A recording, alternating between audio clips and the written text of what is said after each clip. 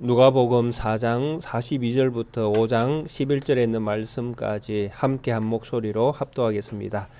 날이 밝음에 예수께서 나오사 한적한 곳에 가시니 무리가 찾다가 만나서 자기들에게서 떠나시지 못하게 만류하려 하며 예수께서 이르시되 내가 다른 동네들에서도 하나님의 나라 복음을 전하여야 하리니 나는 이 일을 위해 보내심을 받았노라 하시고 갈릴리 여러 해당에서 전도하시더라. 무리가 몰려와서 하나님의 말씀을 들을새 예수는 게네사렛 호숫가에 서서 호숫가에 배 두 척이 있는 것을 보시니 어부들은 배에서 나와서 그물을 씻는지라. 예수께서 한 배에 오르시니 그 배는 시몬의 배라. 육지에서 조금 떼기를 청하시고 앉으사 배에서 무리를 가르치시더니 말씀을 마치시고 시몬에게 이르되 깊은 데로 가서 그물을 내려 고기를 잡으라. 시몬이 대답하여 이르되 선생님 우리들이 밤이 새도록 수고하였으되 잡은 것이 없지만은 말씀에 의지하여 내가 그물을 내리리이다 하고 그렇게 하니 고기를 잡은 것이 심히 많아 그물이 찢어지는지라. 이에 다른 배에 있는 동무들에게 손짓하여 와서 도와달라 하니 그들이 와서 두 배의 채움에 잠기게 되었더라. 시몬 베드로가 이를 보고 예수의 무릎 아래에 엎드려 이르되 주여 나를 떠나소서 나는 죄인이로소이다 하니 이는 자기 및 자기와 함께 있는 모든 사람이 고기 잡힌 것으로 말미암아 놀라고 제베데의 아들로서 시몬의 동업자인 야고보와 요한도 놀랐음이라. 예수께서 시몬에게 이르시되 무서워하지 말라. 이제 후로는 네가 사람을 취하리라 하시니 그들이 배들을 육지에 대고 모든 것을 버려두고 예수를 따르니라. 아멘. 예수님의 공생에 처음 시작되어지는 이 부분들을 우리가 말씀을 통해서 지금 살펴보고 있습니다. 주로 예수님께서는 나사렛 자기 고향 또 가버나움 갈릴리 이 지역을 다니시면서 약한 자들 또 가난한 자들 또 병든 자들 귀신 들린 자들 이런 사람들에게 있는 어려운 문제들을 해결하고 계시는 이런 그 사역을 예수님께서는 지금 시행하고 계십니다. 그래서 가버나움에서도 더러운 귀신 들린 사람을 귀신을 쫓아내 주시는 이런 기적들을 행하기도 하셨고 또 많은 여러 병에 걸린 사람들의 그 병들을 예수님께서는 치유를 해주셨습니다. 특히 가버나움에서 나사렛에서 또 가버나움에서 귀신 들린 사람을 해당해서 치료를 귀신을 쫓아내었을 때에는 그 귀신에 들린 사람의 그 입으로 예수님이 하나님의 거룩한 자이심을 또 말하게 되어지는 이런 경험도 하게 되어졌습니다. 그래서 예수님의 이 사역을 우리가 지금 쭉 보시면 주로 이제 병자를 고치시고 또 귀신을 쫓아내는 이 사건들을 행하고 계시는데 이런 사건들을 통해서 가장 먼저 예수님을 이렇게 하나님의 거룩한 자로 이렇게 알게 되는 무리가 귀신 들린 자, 귀신이었다라는 것입니다. 그래서 이런 어떤 예수님의 정체성이 이렇게 빨리 드러날 수 있었던 이유가 어디 있을까라고 할 때 결국은 말씀입니다. 예수님의 이 치유 사역이라든지 귀신을 쫓아내는 이 사역은 새로운 시대를 다스리는 왕이 이제 메시아가 등장할 때에 메시아의 대표적인 사역이 이렇게 드러날 것이다라고 성경이 기록을 하고 있다라는 것입니다. 그래서 그 말씀이 이사야 36장과 61장에 이사야 35장과 61장에 기록되어져 있습니다. 병자를 고치는 이 사건으로 말씀이 기록되어져 있는 것이 이사야 36장에 있는 말씀이고 또 61장에는 또 이런 하나님의 영으로서 또 귀신 들린 무리들을 또 이렇게 쫓아내는 이런 일들이 일어날 것을 이사야가 이미 예언을 하고 있다라는 것입니다. 그래서 예수님의 이 사역이 실제로 이제 시행이 되어지고 많은 귀신들이 쫓겨나고 병자들이 살아나는 이런 어떤 현상들이 눈앞에 펼쳐질 때에 귀신들은 즉각적으로 이분이 누구이신가를 알아봤다라는 것입니다. 그래서 당신은 거룩한 하나님의 거룩한 자입니다. 또 뒤에 가보면 당신은 하나님의 아들입니다. 이렇게 귀신의 입에서 고백이 태어 나오거든요. 근데 이런 고백을 예수님께서는 철저하게 금하셨습니다. 왜냐하면 예수님이 하는 이 말씀을 따라서 예수님이 하고 계시는 이 사역은 예수님이 어떤 분이신지를 드러내는 표적인데, 이 표적을 보고 알아야 될 대상이 귀신이 아니었다라는 것입니다. 그러니까 기적을 기적처럼 보는 것이 아니라 기적을 하나님이 보내신 하나님의 아들로 이해하게 되어지는, 그러니까 기적이 일어나는 그 기적을 추구하는 신앙이 아니라 이 기적을 일으키는 분이 도대체 누구인가 하는 것, 그리고 이분이 올 때에 이 세상은 어떻게 바뀌는가를 바르게 믿음을 가지고 믿을 수 있는 사람, 그 사람들이 예수님이 누구이신가를 발견해야 된다라는 것이죠. 그래서 예수님은 귀신의 입으로 나오는 그들의 증거를 예수님은 철저하게 막으셨다라는 것입니다. 그들은 예수님이 누구인지를 알 필요가 없습니다. 귀신은. 특히 귀신 들린 자나 또 귀신에 사로잡힌 사람들은 예수님이 누구시며 그분이 무슨 일을 할 것인가, 그분이 이 일을 함으로써 어떤 일이 일어날 것인가, 그 무리들은 이런 것들을 알아서도 안 되고, 또 그들에게는 이런 것들을 아는 것이 허락도 되어 있지 않다라는 것입니다. 물론 알 수는 있지만은 믿음에 이르도록 하나님은 그들에게 그것을 허락지 않으셨다라는 것이죠. 그래서 허락이 되어 있지 않는 무리에게는 굳이 그 사람들이 예수님이 누구인지를 알 필요가 없다라는 것입니다. 그래서 예수님은 귀신에게는 그것을 철저하게 막으셨습니다. 그러면서도 귀신의 입을 막았으니 이제 귀신의 입으로, 귀신 들린 사람의 입으로 예수님의 정체가 이제 탄로 났으니까 이제 계속 이 일을 안 할 것 같은데 예수님은 이어서 또 계속 일을 하신다라는 것입니다. 왜? 바로 이 일을 하기 위해서 예수님께서 이 땅에 오셨다라고 말씀하셨고, 또 그분이 오면 이 일을 해야 된다고, 그분이 이 일을 함으로 말미암아 이분이 누구인가를 세상에 드러나야 된다라고 이사야가 말씀했다라는 것입니다. 그래서 우리가 앞에 먼저 말씀을 살펴보았던 4장 18절이죠. 주의 성령이 내게 임하셨으니 이는 가난한 자에게 복음을 전하게 하시려고 내게 기름을 부으시고 나를 보내사 포로된 자에게 자유를, 눈먼 자에게 다시 보게 함을 전파하며 눌린 자를 자유롭게 하고 주의 은혜의 해를 전파하려 하심이라. 이게 이제 예수님께서 하실 사역이죠. 복음을 전하고 가난한 자, 눌린 자, 귀신 들린 자 자유케 하시는 이 일을 하라고 예수님께서 이 세상에 오셨다라는 것이요. 이 일을 하시려고. 그래서 예수님은 자기의 정체가 드러났음에도 불구하고 이 일을 계속 행하고 계신다라는 것입니다. 왜냐하면 이 일을 통해서 알아야 될 사람들이 있다라는 것이죠. 믿어야 될 대상들이 있다라는 것입니다. 그들을 찾아내야 되잖아요. 그래서 예수님은 그 일을 위해서 끊임없이 자기의 정체가 드러날지라도 귀신이 자기를 알아본다 할지라도 끊임없이 알자에게 알리시려고 예수님은 이 사역을 계속 하셨다라는 것입니다. 그래서 오늘 우리가 읽었던 본문에도 이제 예수님께서 이런 사역을 계속 하시면서 시몬 베드로의 집에서 하루를 묵은 다음에 날이 밝음에 예수께서 그곳에서 나와서 한적한 곳에 가셨습니다. 마가는 한적한 곳에 가셔서 예수님께서 기도하셨다 이렇게 기록을 하고 있습니다.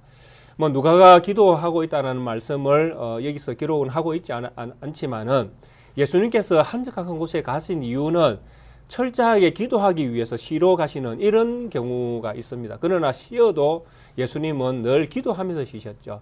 그래서 충분히 기도하시려고 가셨음을 우리가 또 알 수 있습니다. 그래서 한적한 곳에 가셔서 거기서 무리들이 예수님을 찾아서 만나게 되어집니다. 그러면서 예수님이 다른 곳으로 떠나가지 못하도록 만류합니다. 이게 사람들의 심리입니다. 왜냐하니까 예수님이 계시면 자기들의 어떤 불편함이 해소되어지거든요. 그러니까 병자는 치유함이 일어나죠. 귀신 들린 사람은 귀신이 쫓겨나가는 일이 일어나죠. 그러니까 예수님이 그들과 함께 계심으로 말미암아 그들이 감당할 수 없는 무거운 짐을 예수님께서 다 해결해 주시는 것입니다. 그래서 사람들이 예수님을, 이 시대에 많은 사람들이 예수님을 따랐던 무리들의 그 심리가 예수님으로부터 이득을 취하려고 하는 심리가 있다라는 것이죠. 종교심입니다. 이게 예수님이 우리와 함께하면, 오병이어의 기적을 일으켰던 예수님이 우리와 함께하면 우리가 굶어 죽을 일은 없다, 이런 것입니다. 예수님을 우리가 믿으면 하나님 나라를 우리가 기업으로 얻고 하나님의 백성이 되어지고 영생을 얻는다. 이거는 진리죠.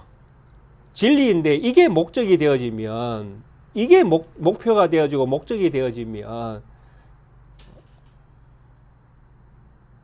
우리의 믿음이 거짓될 수가 있다는 것입니다. 그러니까 우리가 하나님을 믿음으로 말미암아 하나님의 약속이 우리에게 주어지는 것이지, 약속을 받기 위해서 우리가 믿는다라고 하는 것은 그 약속 때문에 하나님을 믿게 되어지는 것이죠. 지금 무리들이 그렇지 않습니까? 예수님을 추종하는 이유가 무엇입니까? 예수님이 병자를 고치기 때문에 그렇습니다. 예수님이 귀신을 쫓아내 주기 때문에 예수님을 자기들 세계에 머물러 있기를 원하는 것이죠. 이런 신앙은 언제나 이것이 사라지면, 그리고 예수님께서 치유의 사역을 하지 아니하시면, 귀신을 쫓아내 주지 아니하시면 끊임없이 이 사람들은 예수님을 배반할 사람들이라는 것입니다. 예, 목적이 치유에 있었고 목적이 귀신 쫓아내는 데 있기 때문에 그렇습니다. 만약에 우리에게도 우리의 목적이 영생이고 우리의 목적이 하나님의 나라고 우리의 목적이 천국 가는 것이고 이렇게 되어지면 우리의 인생에서 정말 천국 같은 그런 어떤 것들이 기적이 일어나지 않고 또 영생을 얻은 것과 같은 이런 표적이 일어나지 않고 뭔가 나의 인생에 어떤 획기적인 뭔가가 일어나지 않으면 언제든지 이 사람은 하나님을 배신할 준비가 되어 있는 사람이 이미 틀림이 없습니다. 그래서 위기가 닥쳐오면 가장 먼저 하나님을 버릴 사람들이죠. 도망갈 사람들이 되는 것입니다. 왜? 목적이 불분명해지기 때문에 그렇습니다. 그러나 진짜 신앙은 다르죠. 하나님을 믿는 믿음, 하나님께 주신 참된 믿음을 가지게 되어지면 천국이 물론 천국 들어가고 영생을 얻는 것과 하나님 나라 백성 되는 것 중요하죠. 그러나 그것이 목표가 아니라는 것이죠. 하나님 자녀로서 살아가는 그 삶에 충실할 때에 그것이 주어지는 것이죠. 그래서 이런 믿음으로 신앙생활을 해야 우리가 하나님의 백성으로서의 길을 꾸준히 걸어갈 수 있게 되는 것입니다. 그래서 이런 부분들이 지금 이 본문 가운데 나타나는 만류하는 이유가 이런 어떤 예수님으로 인하여 그들에게 이렇게 일어나는 좋은 것들이죠. 자기들에게는 좋은 일이잖아요. 병이 치유가 되어지고 귀신이 쫓겨나는 이런 것들은 자기들한테는 좋은 일이잖아요. 그래서 좋은 일을 계속 충족하기 위해서 예수님을 머물러 있게 하는 것, 이거는 바른 신앙이 아니다라는 것입니다. 그래서 예수님은 이런 자기를 만류하는 이 사람들을 향하여 이렇게 말씀합니다. 예수께서 이르시되 내가 다른 동네들에서도 하나님의 나라 복음을 전하여야 하리니 나는 이 일을 위해 보내심을 받았느니라. 예수님께서 자기 자신이 떠나야 될 이유를 분명하게 말씀을 하고 있죠. 앞에서 제가 읽어드렸던 누가복음 4장 18절에 있는 이 말씀입니다. 주의 성령이 내게 임하시니, 성령이 임하셨으면 이제 예수님께서는 이 성령으로 복음을 전하는 일을 이제 하셔야 되는 것이죠.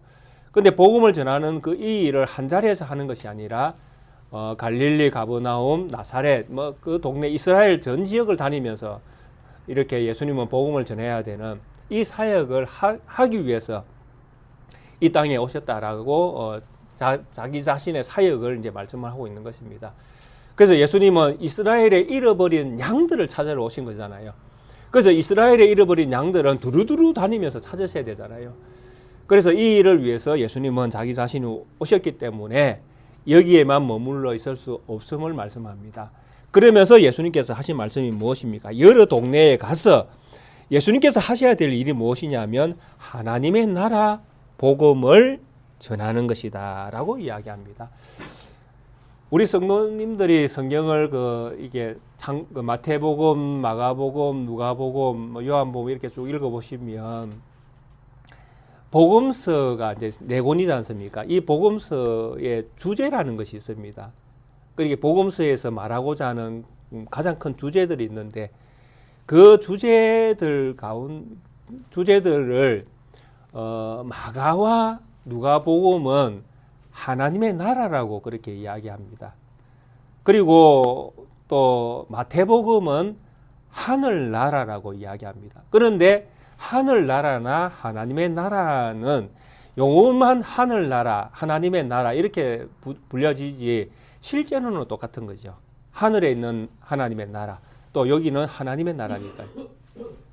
그래서 마태, 마가, 누가나 이런 어떤 복음서는 대표적인 주제가 하나님의 나라에 대한 이야기들입니다. 그런데 예수님께서 오셔서 예수님께서 뭘 하신다고 말씀하시는가 하면 내가 하나님의 나라를 전하기 위해서 여기 왔다. 이렇게 이야기합니다. 하나님의 나라를 전하기 위해서. 하나님의 나라를 전하는 것이 전도고 하나님의 나라를 전하는 것이 하나님 나라가 곧 복음이다. 복음은 기쁜 소식이잖아요. 좋은 소식. 이게 뭐가 좋은 소식이냐라고 할 때에 하나님의 나라가 좋은 소식이라는 것입니다. 그러면 하나님의 나라가 좋은 소식이고 하나님의 나라가 복음이고 하나님의 나라가 예수님이 전한 메시지라는 것이죠. 하나님의 나라가. 이것을 예수님은 전도하기 위해서, 전도는 이제 이 도를 전하는 거잖아요.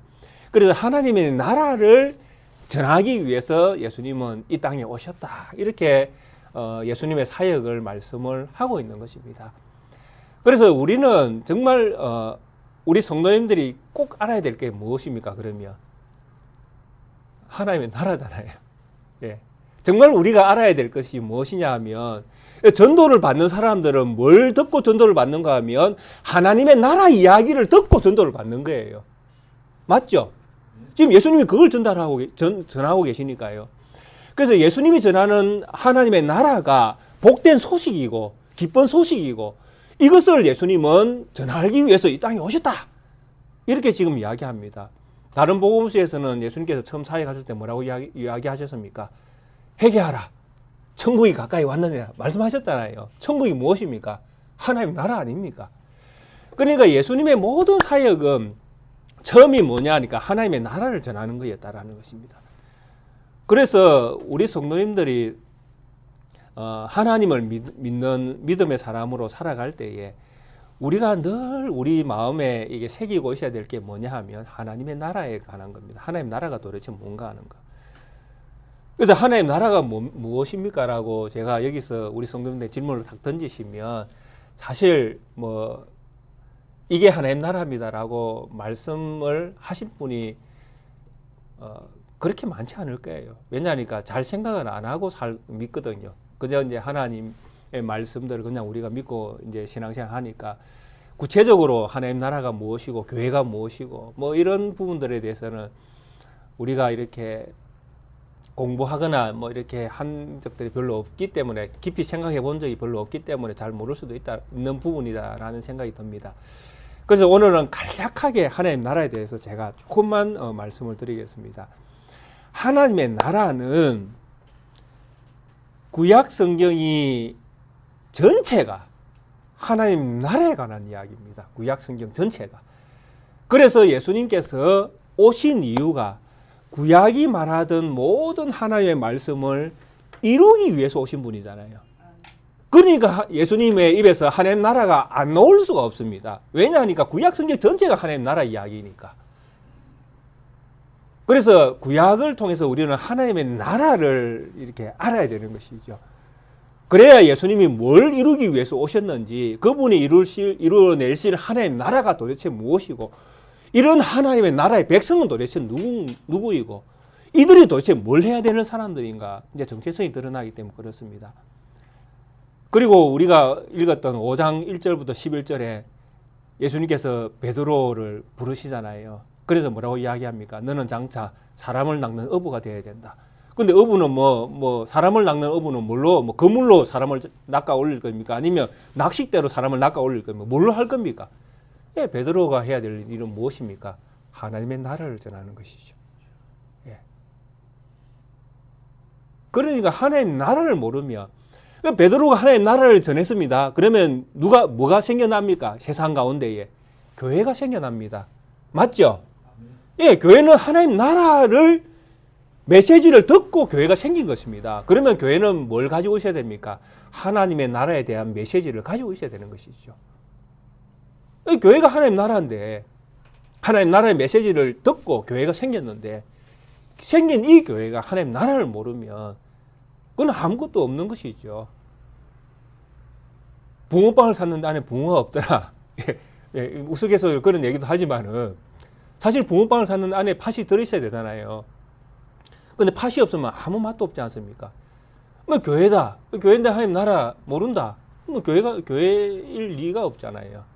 그래서 하나님 나라라는 것은 우리가 꼭 한 번쯤은 들어보셔야 되고 또 하나님 나라가 무엇인지를 또 잘 아셔야 됩니다.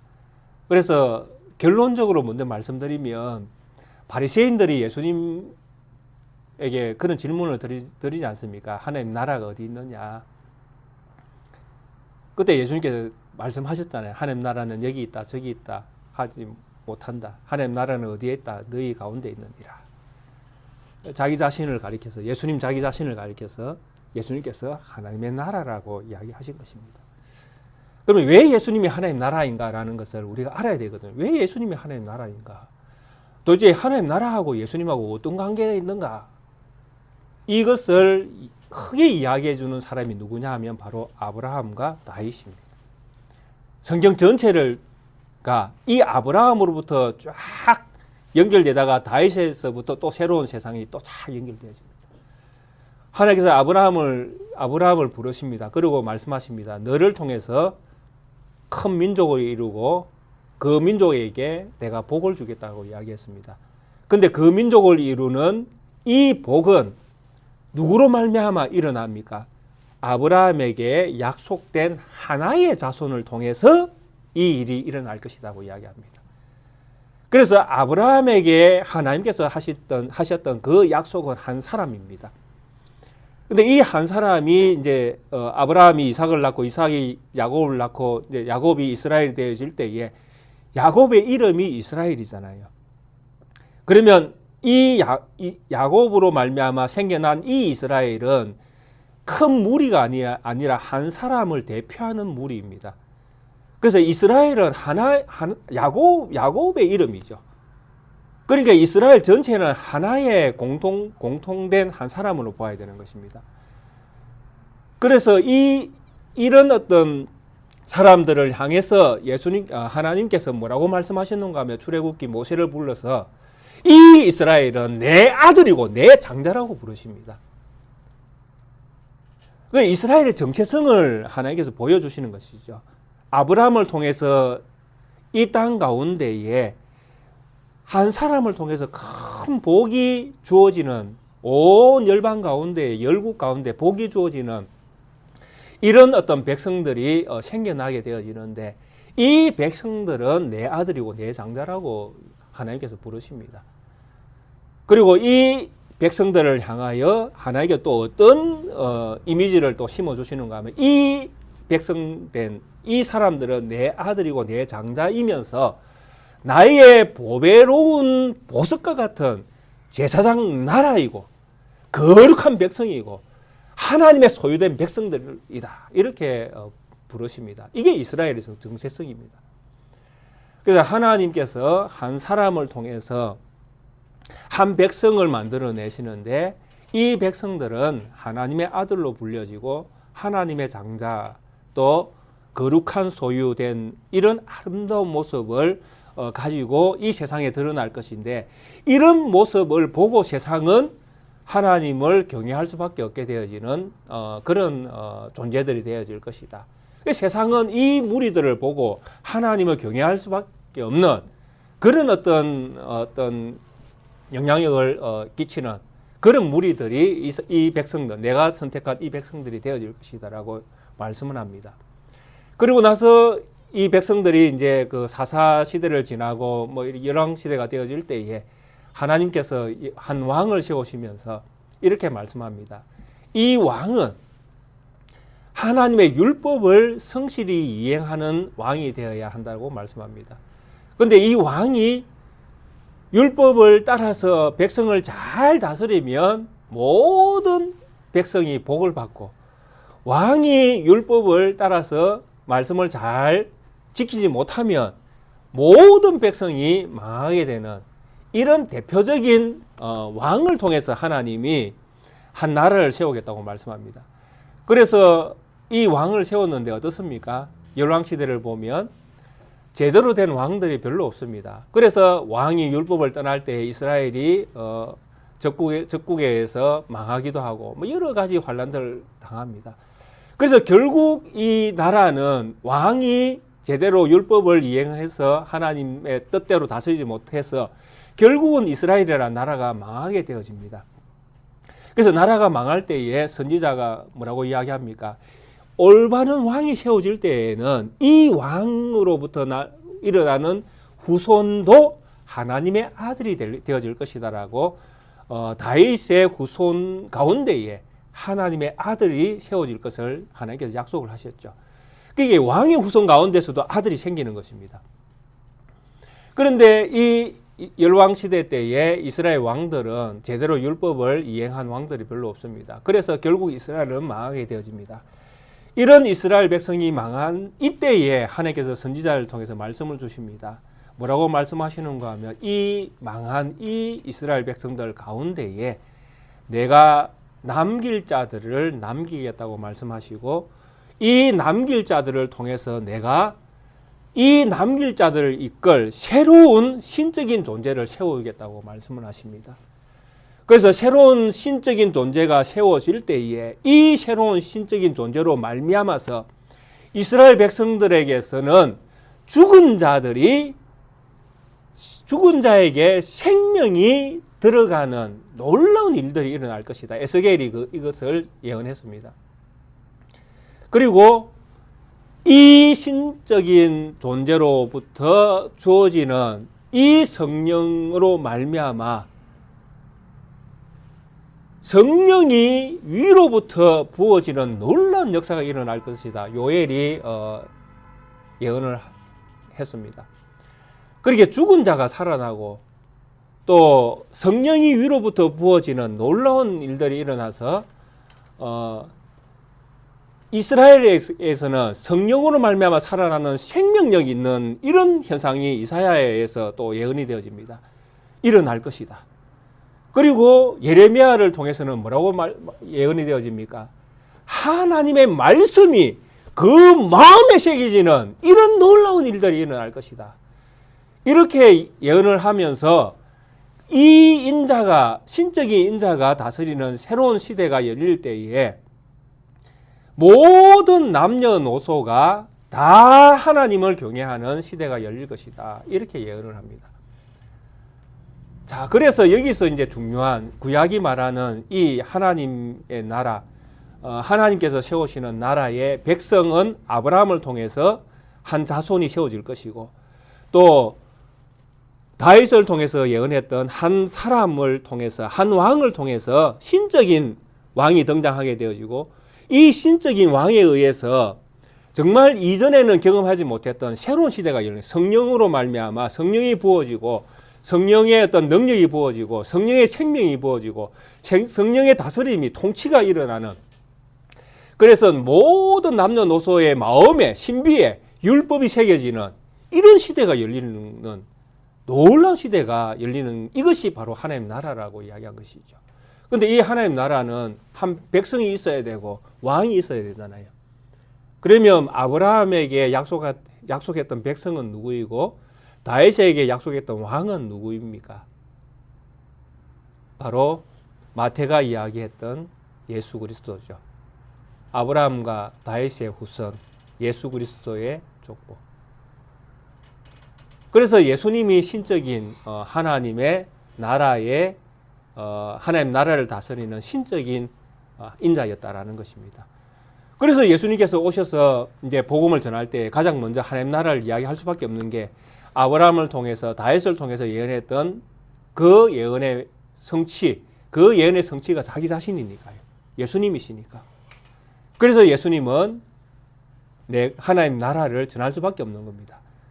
그래서 예수님께서 오셔서 오늘 우리가 읽었던 말씀처럼 하나님의 나라 복음을 전할 때에 기쁜 소식은 예수님이고 하나님의 나라도 예수님이시죠. 그러니까 예수님은 병자를 고치고 귀신을 쫓아내면서 하나님 나라를 전도하시는데 누구를 전도하는 거예요? 자기 자신을 전도하는 거예요. 자기 자신을 내놓는 거예요. 내가 하나님의 아들이다. 내가 메시아다. 내가 그리스도다. 내가 하나님이 구약이 말하던 하나님의 백성이고 내가 하나님의 나라의 왕이다. 예수님이 이것을 전도하고 계시는 것입니다. 그러면 오늘날 교회는 전도의 어떤 내용은 무엇입니까? 예, 교회의 전도의 내용도 예수 그리스도일 수밖에 없습니다. 교회는 입을 벌리면 예수님이 나와야 되지 교회 좋은 거 이야기해서는 곤란하다라는 이야기입니다. 한마디로 이야기하면 우리 교회 참 좋은 교회입니다. 우리 목사님 설교 참 잘합니다. 전부 다 헛방이라는 것입니다. 목사가 설교 잘하면 뭐 할 거고 우리 교회가 사람이 많으면 뭐 할 거고 뭐 할 겁니까? 예수 그리스도가 주인공이 되어야 되는데 예수 그리스도가 빠지면 예수 그리스도가 증거되어지지 않으면 먼저 예수 그리스도가 증거되어지지 아니하면 모든 것들은 거짓될 수밖에 없습니다. 잘못된 것 위에 세워질 수밖에 없습니다. 그래서 하나님의 나라의 복음을 전하여야 하리니 나는 이 일을 위해서 왔다. 결국 예수님은 자기 자신을 세상에 드러내기 위해서 자기 자신이 누구인가를 드러내기 위해서 이 세상에 오셨다고 말씀을 하는 것입니다. 그리고 많은 무리들이 이제 이 예수님의 어떤 그 신적인 존재의 능력을 보고는 많은 사람들이 몰려와서 이제 예수님으로부터 말씀을 듣습니다. 하나님의 말씀을 듣는데 예수님께서 게네사렛 호숫가에 가셨습니다. 게네사렛 호숫가는 성경에서 다양한 이름으로 불려집니다. 뭐 긴네렛 호수, 또 디베라 바다, 또 우리가 잘 아는 갈릴리 바다, 또 게네사렛 뭐 호숫가 다 동일한 지역을 얘기하는 것입니다. 그 갈릴리 바다를 뭐 게네사렛 호숫가라고 하고 또 긴네렛 호수라고 하고 또 요한복음에서는 디베라 바다라고 하고 뭐 이렇게 부르고 있는 것입니다. 그 지역 중심 이 호숫가 지역에 보면 디베라 지역도 있고 게네사렛 지역도 있고 뭐 갈릴리 지역도 있고 지역이 다 이게 호숫가 중심으로 있습니다. 그러니까 그 중심에 이런 지역들이 있다 보니까 이름을 뭐 그 지역의 이름을 붙여서 이렇게 사용했던 것으로 보여집니다. 그래서 이 게네사렛 호숫가에 서서 이제 두 척의 배 가운데에 시몬의 배에 앉아서 예수님께서 이제 육지에서 조금 떼라 하고 그 위에서 또 강론을 하십니다. 4절에 보시니까 말씀을 쭉 하고 난 다음에 3절에는 무리를 가르치시더니 4절에 말씀을 마치시고 시몬에게 이릅니다. 깊은 데로 가서 그물을 내려 고기를 잡으라. 말씀을 이제 강론을 하신 이후에 그들이 이제 고기를 정리하고 그물을 정리했다고 하니까 그날은 허탕을 친 거예요. 고기를 잡지 못한 날이었는데 그날에 예수님께서 그 배에 올라서 말씀을 강론하시고 그 다음에 다시 한번 이제 주로 저녁에 밤에 고기를 잡는데 낮인데도 불구하고 예수님께서 이 시몬에게 깊은 데로 가서 그물을 내려라. 그리고 고기를 한번 잡아라. 이렇게 말씀을 시몬에게 하셨습니다. 그리고 시몬이 이제 이렇게 대답합니다. 선생님, 우리들에게 밤이 맞도록 수고를 하였으되 잡은 것이 없지만은 말씀에 의지하여 내가 그물을 내리리다라고 이야기하면서 시몬이 그물을 내려서 고기를 잡는 이 일을 하게 되어집니다. 그런데 이 일을 할 때에 시몬이 뭐라고 먼저 말씀했습니까? 말씀에 의지하여 이렇게 이야기합니다. 그래서 주로 이 말씀이 뭐냐라고 할 때에 그냥 성경을 가만히 보면 그냥 깊은 데로 가서 그물을 내려라. 이 말을 말씀으로 이해를 할 수 있도록 되어 있습니다. 문맥이 그렇게 흘러가고 있잖아요. 깊은 데로 가서 그물을 내려라 라는 명령을 들은 시몬이 말씀을 의지하여 내가 그물을 내리겠다고 하니까 깊은 데로 가서 그물을 내리라는 그 말씀으로 충분히 이해를 할 수 있습니다. 그러나 뒤에 베드로의 반응을 보면 이것이 아니었구나라는 생각을 또 가지게 되어집니다. 그래서 저는 이렇게 생각합니다. 앞에 먼저 그물을 깊은 데로 가서 그물을 내려라고 명령하시기 전에 예수님께서 베드로에게 뭘 하셨습니까? 그 무리들에게 하나님의 말씀을 강론하셨습니다. 물론 이 말씀의 주제는 예수 그리스도라고 우리가 추측할 수밖에 없습니다. 왜냐하면 예수님이 오셨던 목적이 자기 자신을 세상에 드러내는 일이잖아요.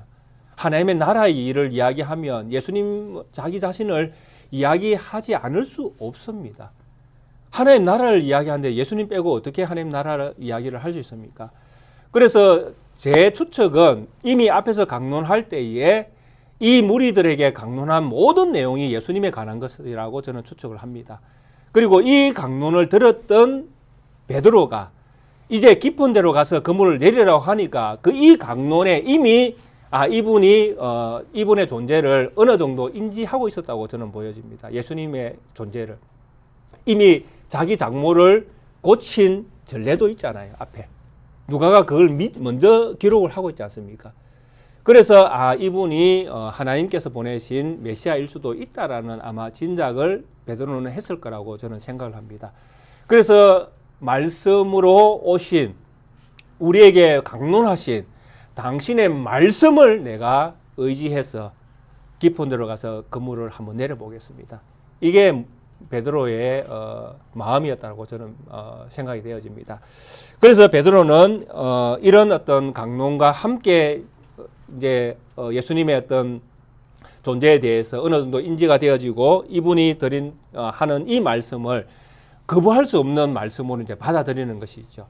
그래서 깊은 데로 가서 그물을 한번 내렸는데 사실 업으로서의 모든 재주는 베드로가 가지고 있는데도 불구하고 베드로가 아무 재주도 없는 한 어떤 성생의 말을 의지해서 그물을 내렸다. 이건 엄청난 기적입니다. 그런데 그걸 하고 나니까 어떤 일들이 일어났습니까? 기적이 일어나 버렸죠. 배에 고기가 잡혔는데 그물에 힘이 많아 그물이 찢어지는지라 이렇게 표현을 합니다. 그리고 다른 배에 있는 동무들에게 손짓하여 와서 도와달라 하니 그들이 와서 두 배의 체험에 잠기게 되었더라. 두 배에 채웠는데도 불구하고 잠기게 될 정도로 엄청난 고기를 잡았다라는 것입니다. 자, 이 고기에 잡힌 이 상황 속에서 베드로의 고백이 무엇입니까? 시몬 베드로가 이를 보고 예수의 무릎 아래에 엎드려 이르되 주여 나를 떠나소서 나는 죄인이로소이다. 이게 결정적으로 제가 강론이 먼저 있었던 강론의 결과가 결국 베드로가 자기 자신을 발견하는 자리에 이르렀다고 제가 판단을 하는 것입니다. 그러니까 예수님의 이 앞에 베드로와 무리들에게 강론했던 이 내용이 하나님의 나라에 관한 것인데 이것을 들었던 베드로가 자기 눈앞에서 현실적으로 일어날 수 없는 광경을 목격을 한 것입니다. 엄청난 기적이 일어났죠. 이 기적을 보면서 그의 마음에 이제 확정적으로 일어난 게 무엇입니까? 이분은 하나님의 아들 메시아구나. 그래서 성경은 늘 이렇게 우리에게 구약 성경은 늘 우리에게 이런 증거를 주십니다. 사람으로서 하나님을 만나게 되어지면 사람은 죽는다라는 인식을 가지고 있습니다. 하나님도 이 말씀을 하셨습니다. 누구에게? 모세에게. 모세, 네가 내 얼굴을 보고 이 사람이 내 얼굴을 보고 살 사람이 없느니라. 그래서 하나님이 모세를 불쌍히 여겨서 모세가 하나님의 무엇을 보았습니까? 등을 볼 수 있는 은혜를 베풀어 주셨죠. 삼손의 아버지인 마노아, 사자가 나타나서 삼손에 대한 인지를 줄 때에 몇 번이나 기적을 요구하고 이 사자가 기적을 다 보여줄 때에 마노아가 마지막에 깨닫죠. 우리가 하나님을 보았다. 하나님을 대면해 보았다. 그래서 우리는 이제 다 뭐했다? 죽었다라고 이야기했죠. 이 구약이 가지고 있는 신의 신적인 하나님에 대한 거룩은 사람이 보면 거룩한 하나님을 보면 죽는다라는 인식을 가지고 있습니다. 그러니까 유대인들은 늘 이런 인식을 가지고 있다라고 저는 여겨집니다. 그래서 베드로의 입에서 무엇이 나옵니까? 예수님이 신적인 존재잖아요. 하나님과 같은 분으로 인지가 되는 것이잖아요. 그래서 뭐라고 이야기합니까? 주여, 저는 죄인입니다. 나를 떠나소서. 그러니까 죄인이 하나님과 함께 할 수 없다라는 인식, 죄인이 하나님을 보면 죽는다라는 인식을 가지고 있는 것이죠. 마음에. 그래서 베드로는 강론을 통해서 이미 예수님이 누구인가를 발견케 되어진 것입니다. 그래서 예수님을 내가 보고 하나님의 아들을 내가 보니 자기의 죄가 완전히 드러난 것입니다. 자기가 죄인인 줄 발견한 것이죠. 이것이 하나님을 만난 사람들의 대표적인 모습들입니다. 우리가 하나님 예수 그리스도를 나의 구세주로 우리가 하나님을 믿을 때에 가장 먼저 우리가 내 자신이 발견되어지는 것이 무엇이냐 하면 바로 내가 죄인인 것이 발견되어지는 것입니다. 그리고 내가 죄인인 것이 드러날 때에 얼마나 하나님의 나에게 찾아오신 하나님의 그 은혜가 얼마나 크고 놀랍고 기이한 은총인가 하는 것을 우리가 알게 되어진다라는 것이죠. 이것이 하나님을 만나는 사람들의 대표적인 모습들입니다. 그래서 베드로는 이 예수님을 만나고 바로 꼬리를 내리죠. 주여, 저는 죄인입니다. 나를 떠나소서. 그래서 불가항력적으로 하나님의 은혜가 주어질 때에 사람들은 이렇게 자기 자신의 모습 속에서 내가 어떻게 감당할 수 없는 그런 변화의 모습이 내 속에서 이렇게 터져 나온다라는 것입니다. 그래서 우리 모든 성도님들도 이러할 것입니다. 우리 모든 성도님들이 하나님의 어떤 은혜를 경험하신 분들이라면, 또 하나님을 믿는 분들이라면, 하나님을 믿는 믿음이 내 안에 들어온 증거가 무엇이냐면, 내가 감당할 수 없는 어떤 은혜의 어떤 그 물줄기가 내 안에서 터져 나오는 것들을 경험한다라는 것입니다. 베드로처럼 죄인인 것을 경험하게 되어지고, 죄인인 것을 경험하게 되어질 때에 불가항력적인 어떤 하나님의 은혜가 나에게 주어질 때는 불가항력적으로 주어지기 때문에 내가 저항할 수 없는 영역에 이르게 되어진다라는 것입니다.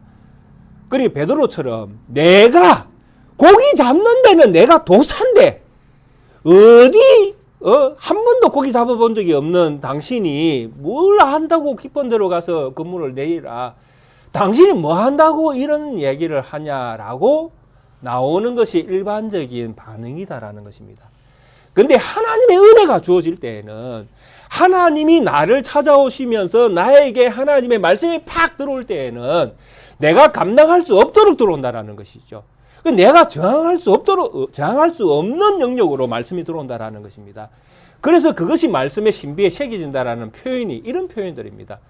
내가 감당할 수 없으니까 도무지 내가 어떤 말로도 내가 살아있음을 주장하면서, 내 능력을 주장하면서, 내 기능을 주장하면서, 내 힘을 가시하면서 하나님 이거는 내가 더 잘합니다 라고 할 그런 영역이 사라진다라는 것입니다.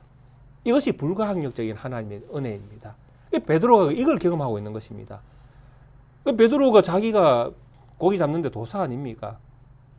그래서 얼마든지 예수님에 대하여, 예수님의 말씀에 대하여 낮인데요, 고기는 밤에 잡아야 되죠. 에이, 무슨 말씀합니까?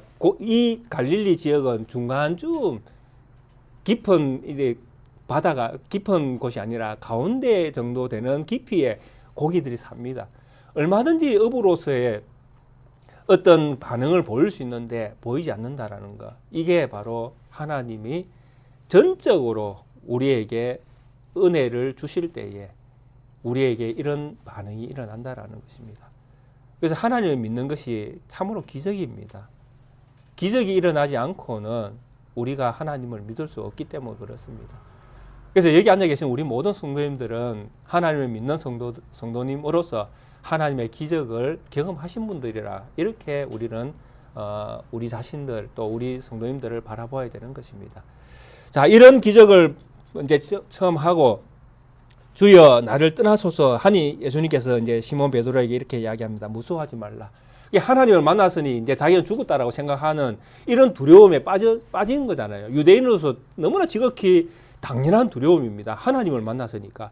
그래서 무서워서 이런 어떤 상황, 이런 말도 안 되는 죄인입니다. 나를 떠나소서 할 때에 예수님께서 베드로를 다독이셨죠. 무서워하지 말라. 두려워하지 말라. 네가 하나님 만났다고 두려워하지 말라. 무서워하지 말라. 네가 장차 사람을 낚는 어부가 되게 하리라.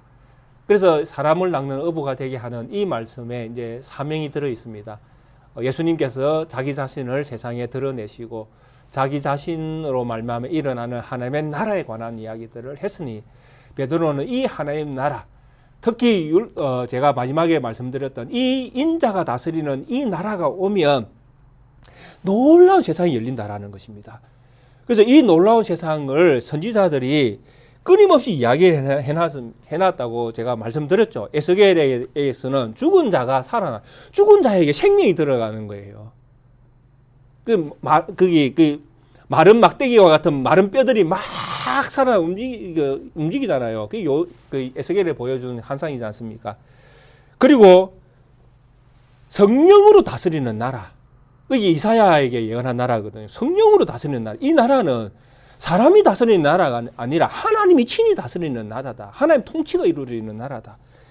그리고 예레미야에게는 하나님의 말씀이 사람의 마음에 새겨지는 이런 나라다. 그래서 이런 어떤 엄청난 나라에게는 하나님의 어떤 성령이 때리 부어 주시는 나라다. 요엘에게 예언했던 말씀입니다.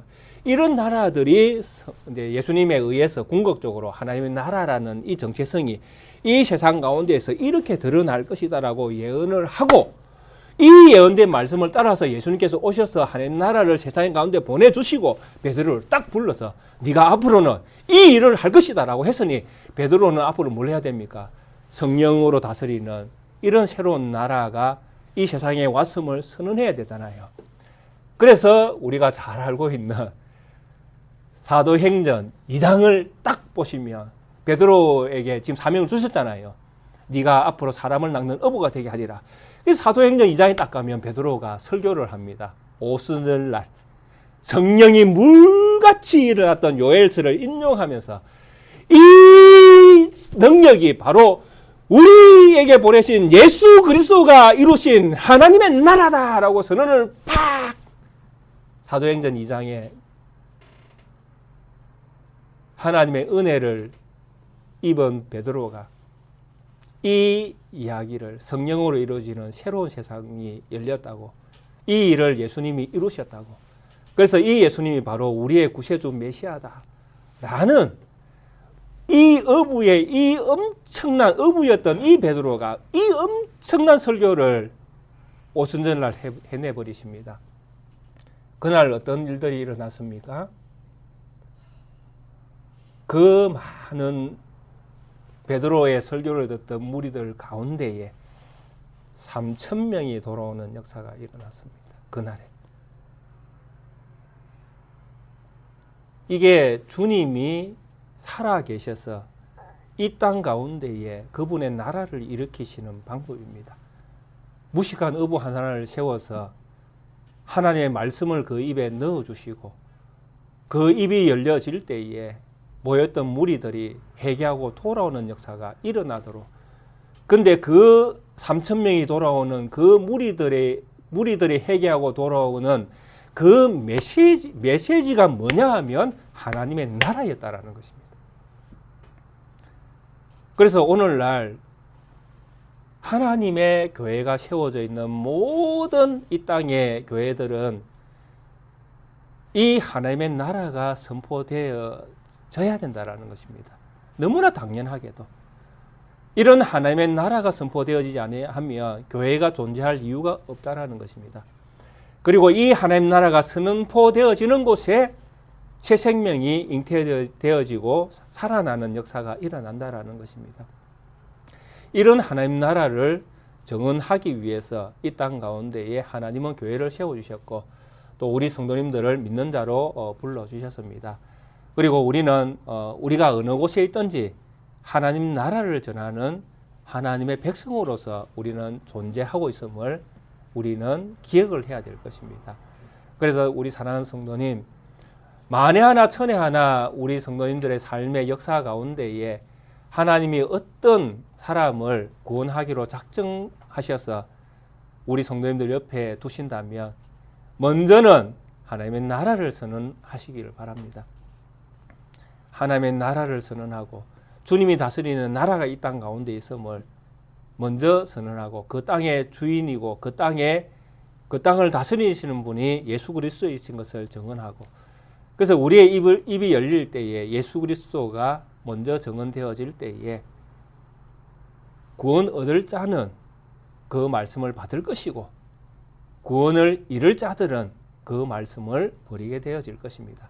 그러나 그 책임이 우리에게 있는 것은 아닙니다. 하나님이 어떤 사람을 얻는데 우리가 도구가 되어질 수도 있고 어떤 사람을 버리는데 우리가 도구가 되어질 수도 있다라는 것입니다. 그러나 우리는 살아있는 날 동안에 이 정인으로서 이 세상에 살고 있음을 기억하시고 베드로 한 사람을 불러서 오순절에 3,000명이 돌아오는 일을 일으키시고 그러나 그 영광이 하나님 나라를 세우는 영광이었지만 베드로가 가야 될 길은 그런 영광으로 생각하고 그것만을 추구하기 위한 길을 하나님께서 내신 것이 아니라 결국 베드로도 그가 가야 될 길은 주님께서 말씀하신 누구든지 나를 따라오려거든 자기 자신을 부인하고 네 십자가를 지고 네 짐을 지고 나를 쫓아라 말씀하신 대로 결국 베드로가 간 길은 순교자의 길이었다는 것을 우리가 기억을 해야 될 것입니다. 우리의 영광은 이 땅에서 얻는 것이 아님을 기억을 하시라는 것입니다.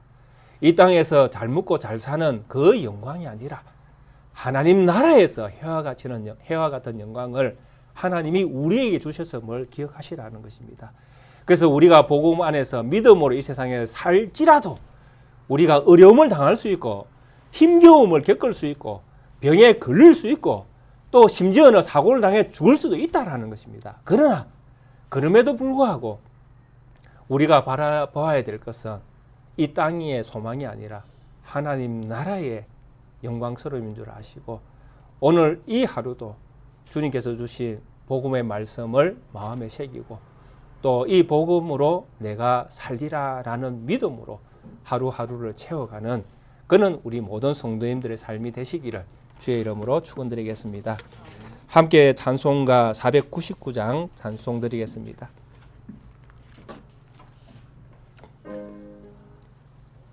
불가항력적인 은혜가 우리에게 주어질 때에 거부할 수 없이 주님의 은혜를 받을 수밖에 없는 그런 은총을 우리에게 부어주셔서 우리로 하여금 하나님을 믿게 하신 은혜와 자비가 풍성하신 하나님 아버지 참 감사함을 드립니다. 이런 은혜를 우리에게 베풀어 주지 아니하셨다면 우리의 강팍한 심령이 하나님을 믿을 수 없는 자리에 있었을 것입니다. 내 자신이 얼마나 완악하고 잘난 게 많은 인생인가 하는 것을 세상 가운데에서 뽐내며 살고 싶은 것이 우리의 본질임을 고백합니다. 그런 우리에게 찾아오셔서 하나님을 믿을 수 있는 믿음을 주시고 이 땅 가운데에 하나님의 거룩하심과 자비로우심과 은혜로우심을 전하는 믿음의 사람으로 살아갈 수 있도록 하나님이 우리를 불러주시니 참으로 감사와 찬송을 올려드립니다. 이런 큰 은혜를 받은 무리가 여기 모여 하나님 앞에 예배합니다. 찬송합니다. 기도합니다. 주님을 경외합니다. 이 모든 것들을 있는 그대로 받아주시고 하나님의 은혜가 필요한 자에게 때를 따라 은혜를 내려주시며 하나님의 자비가 필요한 자들에게 때를 따라 하나님의 자비를 베풀어 주시며, 하나님의 위로가 필요한 자에게 때를 따라 하나님의 위로가 내려지는 그런 복됨이 이 자리에 충만할 수 있도록 하나님 은총 베풀어 주옵소서. 이 모양 저 모양으로 함께 하지 못하는 하나님의 백성을 생각할 때에 참 한구석 마음이 쓰려짐을 느낍니다. 하나님 불쌍히 여겨주시고 은혜를 내려주셔서 참 어렵고 힘든 인생의 여정 속에 있다 할지라도 하나님의 능력으로 강하게 붙들어 주셔서 그 마음 지켜주시고 그 생각을 지켜주시고 하나님을 향한 믿음의 정신을 지켜주셔서 그 입술로 그 마음으로 주 예수 그리스도가 그 성도의 구세주임을 고백하는 그 믿음이 온전할 수 있도록 주여 은혜를 베풀어 주시기를 간절히 소원합니다. 그래서 그로 말미암아 살게 하시고 그로 말미암아 하나님의 나라에 들어가게 하시고 그로 말미암아 영광을 얻는 자리에 설 수 있도록 우리 하나님이 은혜 베풀어 주시기를 간절히 소원합니다. 주님 앞에 나와 함께 예배할 때에 참으로 알게 모르게 참으로 하나님 앞에 온갖 정성으로 섬기는 성도님들의 그 손길들을 우리가 함께 경험합니다. 하나님, 이렇게 주의 교회를 향한 뜨거운 심정으로 하나님을 향한 뜨거운 심정으로 하나님 앞에서 섬김의 모습을 다하는 모든 성도님들에게 하나님의 위로와 평강이 늘 넘쳐나기를 소원합니다. 또한 그 섬김이 옳은 대로 돌아갈 수 있는 은총을 베풀어 주셔서 이 교회가 세워져 가는데 아름다운 밑거름들이 되어지는 축복의 섬김이 되어줄 수 있도록 우리 하나님이 은혜 베풀어 주시기를 또한 간절히 소원합니다. 그리고 이런 믿음의 삶을 살아가는 우리 모든 성도님들에게 하나님께서 이 땅 가운데 살아있는 날 동안에 살게 하여 주시고 또 풍성함이 있는 은혜도 베풀어 주셔서 그 마음과 함께 하나님의 자비와 사랑을 드러내는 실천된 삶을 살아갈 수 있는 여유로움도 우리 성도님들 삶에 나타날 수 있도록 우리 하나님이 은총 베풀어 주시기를 간절히 소원합니다. 오늘 우리에게 주셨던 하나님 나라의 말씀을 가지고 세상으로 나아갑니다. 걸음 걷는 곳마다 이 하나님 나라가 증거되어지는 한 주간 되어줄 수 있도록 우리 모든 성도님들 걸음 가운데 인도하여 주시고 하나님 나라가 선포되어질 때에 들을 귀 있는 자들이 듣게 하시며 또 그 듣는 자의 귀가 복된 한 주간이 되어줄 수 있도록 우리 하나님이 전하는 자와 듣는 자의 모든 삶에 은혜를 더하여 주시기를 또한 간절히 소원합니다. 그리고 이 모든 일들을 다 한 후에 하나님의 은혜였음을 고백하는 우리의 또 마침이 되어줄 수 있도록 우리 하나님이 성도님들의 마음과 생각을 또한 지켜주옵소서. 사랑하는 우리 모든 성도님의 삶에 우리 하나님의 위로와 평강이 언제나 충만하기를 간절히 소원하오며 살아계시는 우리 구주 예수 그리스도 이름으로 기도드리옵나이다. 아멘.